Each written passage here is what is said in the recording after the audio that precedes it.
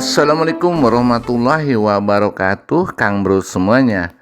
Sekarang saya akan berbagi teknik atau cara perawatan padi di lahan petakan yang berundak-undak.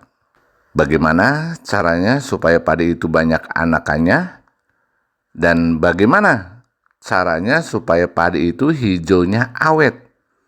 Dan biasanya di lahan yang berundak seperti ini adalah karena kalau pemupukan melalui pupuk dasar bisa hanyut.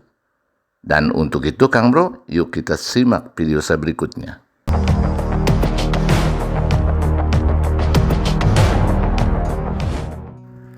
Di lahan yang berundak-undak seperti ini, biasanya padi itu jarang anakannya. Kenapa jarang anakannya? Setelah pemupukan, karena di daerah lahan yang berundak-undak itu adalah air selalu mengalir. Untuk di daerah dataran tinggi seperti itu, jadi terjadilah lazing atau hanyut setelah pemupukan. Nah, kali ini saya tidak seperti itu, Kang Bro. Bagaimana caranya supaya awet daripada pupuk itu dan bisa diserap oleh tanaman? Yang pertama adalah itu dari pematang. Dari pematang sawah itu, pertama pengolahan lahan kita harus betul-betul rapi dan betul-betul teknik yang benar membuat pematang sawah itu. Artinya pematang biasa di samping orang yang akan mengolah sawah itu harus rapat, Kang Bro. Jadi dari ujung ke ujungnya kita harus rapat dan diberikan salah satu kemalir atau pembuangan air yang betul-betul dipisahkan. Artinya bisa di ujung kanan kiri itu bisa dibikin kemalir dan didouble dengan pematang yang kecil di bawah dari pematang yang besar. Itu caranya. Jadi sehingga di saat kita melakukan aplikasi pemupukan dan air ini tidak boleh keluar selama 2 minggu. Itu diantara salah satu cara yang paling tepat. Cara yang kedua adalah saat aplikasi pemupukan tidak boleh lebih umur daripada 17 hari. Kalau bisa di bawah umur 15 hari. Itu dari cara pemupukan. Dan mungkin Kang Bro dalam hal ini adalah yang lebih diperbanyak adalah unsur N. Contoh pemupukan pertama dalam 100 bata.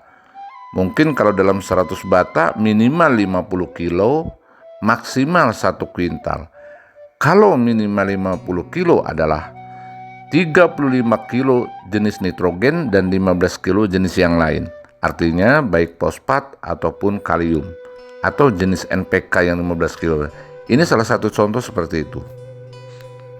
Setelah 3 hari dilakukan aplikasi pemupukan, kita diberikan atau pengaplikasian menggunakan pupuk organik cair perangsang akar atau menggunakan PPC perangsang akar. Tapi kali ini saya lebih efektif adalah menggunakan pupuk organik cair perangsang akar yang terbuat daripada bawang merah dan lidah buaya, Kang Bro.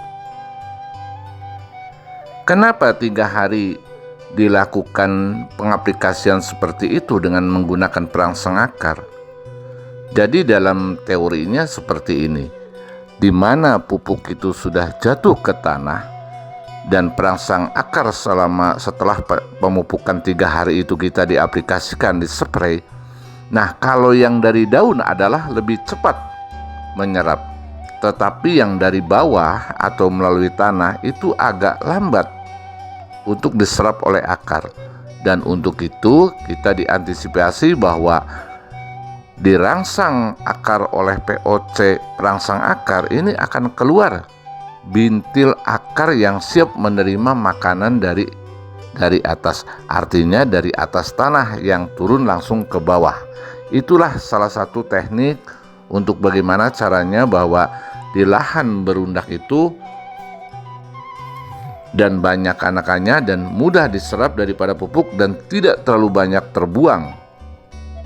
Dan kecil kemungkinannya bahwa unsur hara makro dan mikronya yang biasanya hanyut atau ledging atau penguapan dengan menggunakan pupuk organik cair perangsang akar yang terbuat dari bawang merah dan lidah buaya, karena itu adalah mengandung hormon IAA yang bisa membuat bintil akar itu akan bisa berkembang dan menerima makanan lebih cepat, dan juga sebagai penambat nitrogen. Nah, itu diantara salah satu kita menggunakan pupuk organik cair perangsang akar, Kang Bro. Kita kadang lupa karena kita tidak memperhatikan di dalam irigasi atau pengairan di dalam petakan itu. Tadi saya sudah bahas bahwa petakan itu adalah berawal dari pengolahan. Itu adalah sangat penting. Jadi penyangga-penyangga pematang itu yang berudak-undak yang masih di lahan kita sendiri, kita harus rapat. Harus rapat, betul-betul rapat.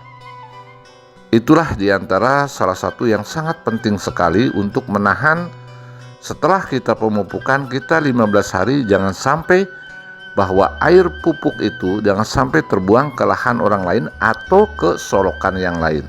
Selanjutnya kita pengaplikasian masalah pengendalian hama, yaitu kita berorientasi kepada pencegahan untuk penggerek batang dan pencegahan untuk wereng. Tetapi kita harus dianalisa dulu sebelumnya, apa yang harus kita dilakukan untuk pencegahan itu. Nah, kita harus tahu juga bagaimana cuaca dan melihat situasi di sekitarnya.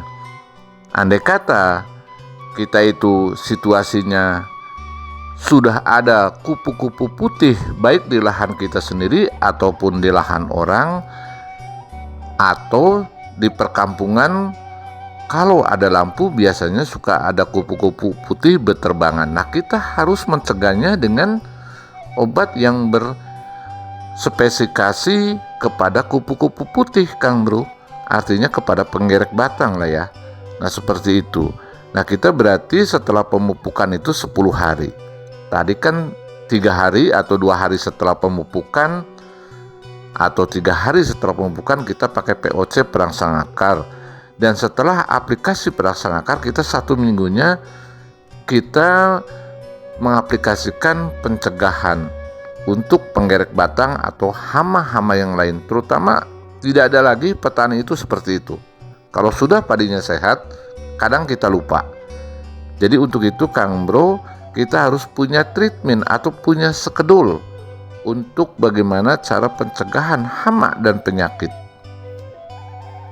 Dan aplikasi yang ketiga penyempraian atau penyemprotan, yang pertama kita murni dengan POC. Yang kedua kita murni dengan untuk penanggulangan hama. Dan yang ketiga Kang Bro, kita berdasarkan pengamatan. Artinya dalam pengamatan ini, aplikasi yang kedua pengamatan tentang bagaimana salah satu contoh masalah penggerek batang. Dan yang ketiga pun itu disesuaikan dengan pengamatan. Apa yang akan terjadi atau apa yang sedang terjadi di lingkungan. Nah, kita juga harus obatnya, kita harus yang berspesifikasi pada itu. Hanya yang ketiga ini harus dicampur dengan nutrisi. Nutrisi itu semacam POC, pupuk organik cair untuk menambah vitamin ya. Terus PPC, pupuk pelengkap cair, itu boleh. Dan inseknya kita disesuaikan berdasarkan pengamatan kita. Kita harus selalu muter lah ke sawah, istilahnya seperti itu. Jadi kita sebelum kita mengobati, kita juga harus pengamatan dan harus pencegahan. Walaupun hanya 1 minggu, umpamanya punya skedul kita 1 minggu semprot, kita 1 minggu semprot. Tapi kalau kita tidak pengamatan, jangan buang-buang uang. Kita harus diamati dulu sebelum disemprot dengan seksama, dengan teliti.